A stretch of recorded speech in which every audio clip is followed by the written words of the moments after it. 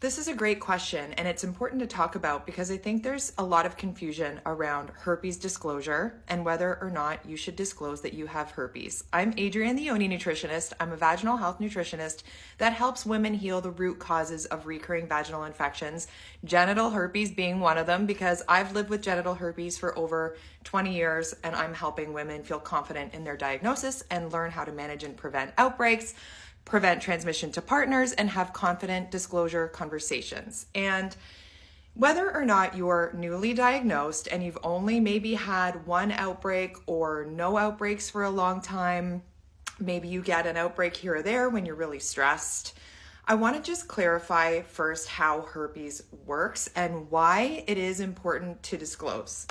Herpes is a virus that lies dormant in your nervous system. So it usually is activated by stress, by a suppressed immune system. It can be triggered by other things like diet, if you're not taking proper care of yourself. This is why a holistic approach to managing and preventing your herpes outbreaks is so important, and I can teach you about that in my Healing Herpes Holistically guide. Anyways, back to it. Herpes is most transmissible when there is an active outbreak present, whether you're getting the cold sore type of herpes, because cold sores are herpes too, or the downstairs kinds of herpes.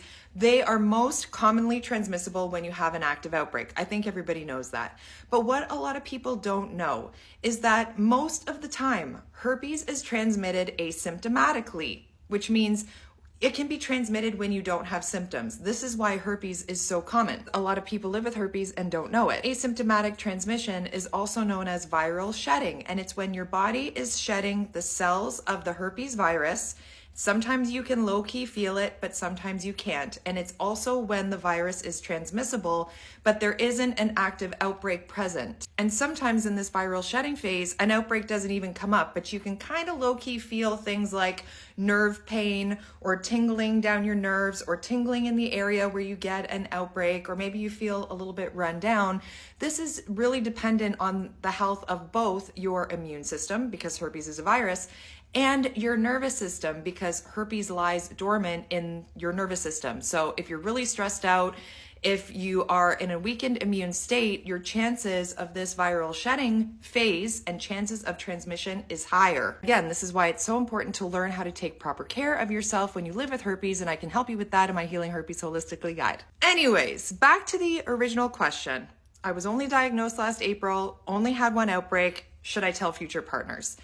And this is why I believe disclosing is always the right thing to do, because if you've had one outbreak, you may never have another outbreak again. But it is possible that your body could go through this asymptomatic shedding where the virus is transmissible, whether you feel it or not. And this isn't always the case. I've lived with genital herpes for over 20 years, and knock on wood, I've never given it to anybody. But again, this is why it's important to tell partners about it, because there is still a potential chance of a risk of transmission. I think it's always the right thing to do to have a disclosure conversation and talk about your sexual health with a partner openly, because you not only want to tell them about what's going on with your sexual health and give them the choice that most of us never had, you also want to understand what's going on with their sexual health, and if they've ever had any experience with STIs or even herpes, or if they know anything about herpes, or even if they were tested for herpes, because most people aren't, because it's not on normal STI panel tests. You have to ask specifically for that, and most people don't know that. So most people live with herpes more than we actually know of, more than the statistics actually say, because people aren't getting tested for herpes. Long story short, I truly believe that disclosing is the right thing to do. In the 20 years that I've lived with herpes, there have been lots of times where I haven't disclosed to partners, and some partners have not cared, but some partners did.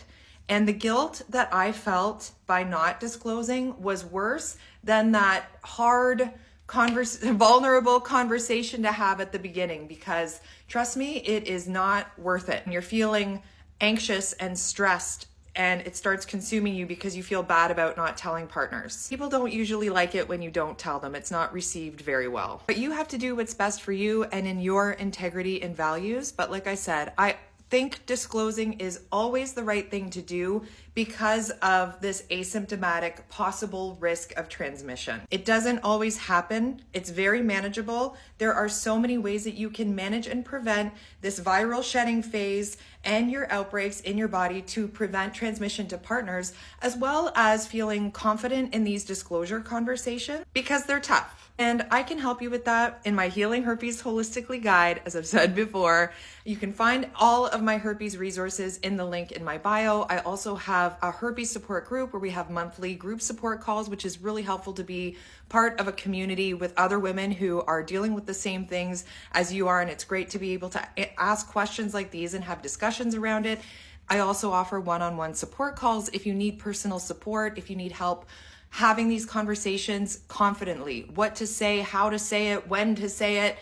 I can help you feel confident in yourself and in your diagnosis so that these conversations become easy and you can learn more about how to manage herpes in your body so you can prevent transmission to your partners and, most importantly, prevent your own outbreaks. If you need my help, you can find all of the links in my bio to all of my resources, and find me on Instagram just in case TikTok just disappears in January. I share a ton of more information there as well.